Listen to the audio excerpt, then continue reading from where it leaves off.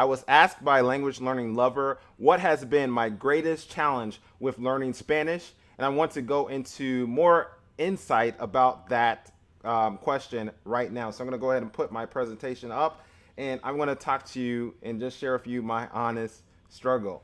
All right, so my mental struggles that I've gone through in my language learning journey. So look at this. So one of the questions that was going in my mind at one part of my Spanish journey was, will I ever be able to roll my R's? There was a time when people would say, hey, Franklin, okay, you're learning Spanish, right? But can you roll your R's? And then they would roll their R's. And then I would not know how to do that. And it's like, okay, well, they're not even learning Spanish and they can do it. But I am calling myself learning Spanish and I can't do it. I never knew if I was going to be able to do that or not. But then, the Lord just blessed and I got to the point of being able to roll my R's. And I'll just demonstrate that right now.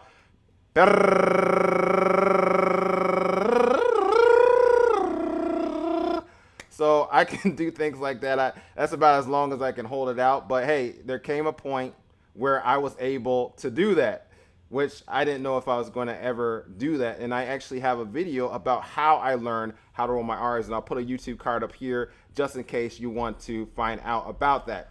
All right, so I want to go into other questions that were in my mind as well. So another one was, will I ever really be able to complete the Duolingo Spanish course and prove to myself that I'm serious with learning Spanish?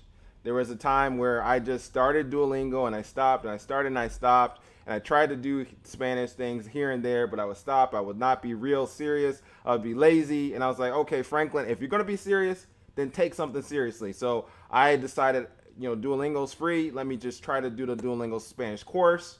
And it got to a point where I was able, by God's grace, to finish that course in April of 2017. Now, honestly, at this point, I have a better recommendation than Duolingo, and I think that is to use the language learning with YouTube beta, and you can find out about that. I'll put a YouTube card up here just in case you want to use that to help you learn Spanish, native level Spanish from day one. But that's how I've been in other things too. Even when I was doing this YouTube channel, I was like, okay, if I'm going to be serious about it, I need to do 52 videos. I don't want to just say I'm serious, but I have to prove to myself that I am actually serious. And then I got up to the level of doing actually 52 videos. And I'm like, okay, I'm serious. I've done a lot more than that at this point. All right. But okay, so that was one of my questions that was in my mind. This is another one. Do I really have the ability to read a native level Spanish book? And so this was a book right here. I've talked about this a lot. El Camino a Cristo, my first Spanish book. I spent a lot of time trying to read this and then stopping and starting and stopping, but got to a point where I actually finished this book. And I have a YouTube card up here if you want to see the mental and the mindset you need to have in order to read a Spanish book, a native level Spanish book. All right, but that was a question that was in my mind. I didn't know if I was going to be able to do it or not, but I was able to. Again, by God's grace. Let's look at this. Will I be able to understand an all Spanish church service? So I've talked about how I went to a Spanish church 4 times in a row, and then on my 4th time, I had the worst level of comprehension ever. And I'm like, not ever, but in those 4 times, and I'm like, man, what's happening to me? I just can't understand. And I thought I was going to have progress that would be progressive, but it's like I'm going back, and I was just so disappointed with myself. Didn't know what to think about myself at that point, like if I was actually going to make it or if I was just, on the Spanish journey, but not going to actually progress like I thought I had to progress at that time. And I've talked about that as well. I'll put a YouTube card up here if you want to find out more about that story. All right, so I've had that to be a question in my mind. And then also, am I really qualified to help translate Spanish bookmarks? So someone asked me to do that. And I was like, are you serious? In my mind, I'm like, okay, you're talking to Franklin. You're asking me to help translate from English to Spanish these bookmarks. And who am I to do something like that? And so I just really delayed for a while. And actually, I said yes, I would do it, but then I delayed. And then someone asked me like 5 months later or something. Hey, are you really gonna do those bookmarks that you said you would do or something like that? They asked me, and I had to really come back and say, okay, I'll do it. But there's a big story in that. I'll put a YouTube card up here just in case you want to find out more about that. But I have something to show you. Couldn't show you this before, but here's the bookmark. This is one of them. Let's see. Okay, I'm trying to get this out of the ring light. Okay, this is talking about health, and so it's talking about like principles of health, and it's a really nicely done, like nice designed bookmark. I don't think you can really see the nice design on this live stream, but I realized that I don't have to be the one that only is the one working on the translation. I can actually work in a team. And if I can work in a team with native Spanish speakers, then I can actually contribute to the project and have my unique perspective and all that, but also work with a team that has, it's always good to work in a team, I think, in editing projects anyway, even if the editing project was in English, but even more so, I would say in Spanish. But that gave me a space to actually work on that project and help bring it to completion. And this is just, like I said, just one of different bookmarks I was able to have and help with. All right, so another question I had in my mind was, okay, I already said that. Sorry, that's a kind of a repeat. Okay, I'm going back. Let's see. And then another question is, could I actually do pre-testing at the eye center I work in, all in Spanish? So I work in an eye center. I see different patients or whatever. I'm not a doctor, but I'm just saying I like help with the pre-testing and, do a simple like visual acuity test and different things like that. I ask patients about their health history and all of that. And I was saying, man, wouldn't it be cool if I could actually get to the point of doing that all in Spanish? And so I haven't done it all in Spanish, but I have gotten to the point of doing something maybe about 90% in Spanish. And someone that was bilingual, but gave me the opportunity of being able to talk to her in Spanish, and it was cool. And I was like, whoa, I can do this. And so I saw that I was able to be using Spanish in my workplace, and it's just continually increasing the capabilities that I have, but there was a point where I was like, I don't know if I can do this or not. But okay, let's continue and look at this as well. Another question: could I really help with interpreting Spanish for two people that needed help? So I talked about that story, and I'll put a YouTube card up here as well if I still have YouTube cards to put up. But I messed up in that story. I made mistakes, but at the same time, I still was able to help, and I was really happy about that experience. And so that was another thing that I needed to, that I had in my mind about like a mental struggle. And basically, all of these questions are basically related to, can I really get up to a high level in Spanish?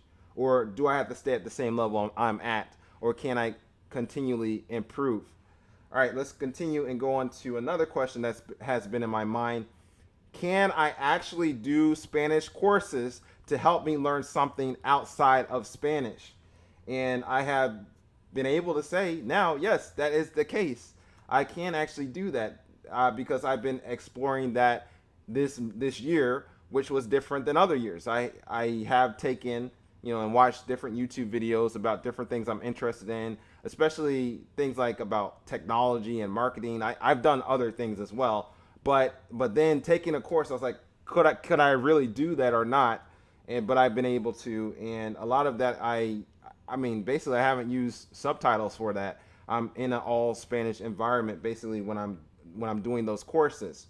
Okay, so I want to continue here. And this was another question. This is not exactly related to language learning, but it's still related to, I think, my experience with language learning. And it is this question: can I actually do a language learning YouTube channel that literally helps others? So I feel like I'm the guy that could, like Franklin that could. How in the world is Franklin Morris II, me, going to do a YouTube channel to help other people in language learning? I don't have a PhD in language learning. I don't have formal training outside of going to an elementary Spanish class I'm in elementary after school Spanish class. That's all I've done formally in Spanish. And then it's like, okay, well, what can I actually do? And I've seen a comment one time that, I mean, two times that someone posted and then they deleted apparently and was asking, like, what gives you the right to speak about language learning?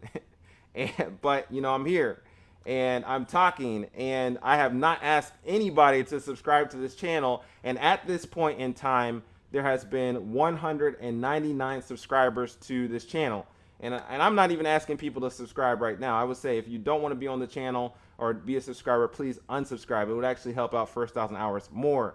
But I think I've just sought to try to earn the right to be here at First Thousand Hours and to speak into people and help them. And I'm just thankful for the journey. So those have been some of my challenges. But I want to talk about something that has been helpful for myself in overcoming some of those doubts, those self-doubts and challenges. One of them is thinking about service. And so one thing that helps me in doing YouTube videos is not really thinking and being focused on me making mistakes and all of these different things, but it has been me when I focus on, okay, there might be someone in this live stream, so I have to keep on going. And then even when I was not doing live streaming, sometimes I would mess up. I had my little phone right here, and I had this on a tripod with two rubber bands.